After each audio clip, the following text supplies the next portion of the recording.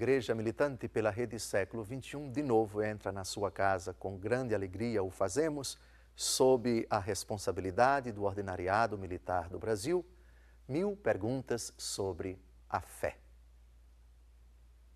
Continuamos a nossa catequese sobre os sacramentos. E hoje falaremos de uma questão, formularemos uma pergunta que várias pessoas costumam formular aos sacerdotes da Igreja Católica.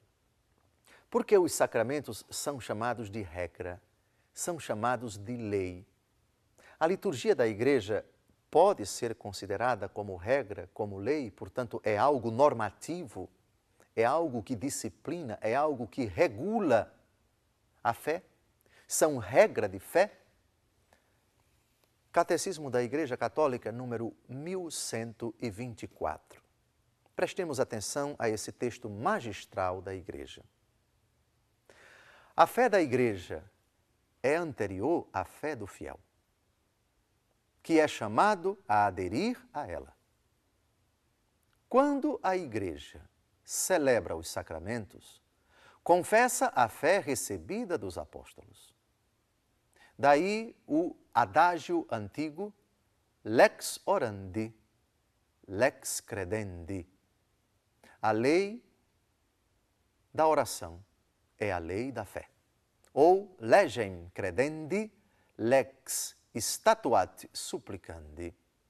A lei da fé é determinada pela lei da oração. Como diz Próspero de Aquitânia, no século V, a lei da oração é a lei da fé. A Igreja crê conforme reza. A liturgia é um elemento constitutivo da tradição santa e viva. Os cristãos, desde nosso Senhor Jesus Cristo, compreenderam que não têm o direito de manipular, de instrumentalizar, de alterar arbitrariamente os ritos, os símbolos, o sentido da Sagrada Liturgia. Quando isso aconteceu, a Igreja experimentou, ao longo dos séculos, o triste espetáculo das heresias disseminadas no seu seio. A liturgia é algo tão santo, tão belo, tão puro, tão intocável, que sempre foi considerada pela Igreja como regra.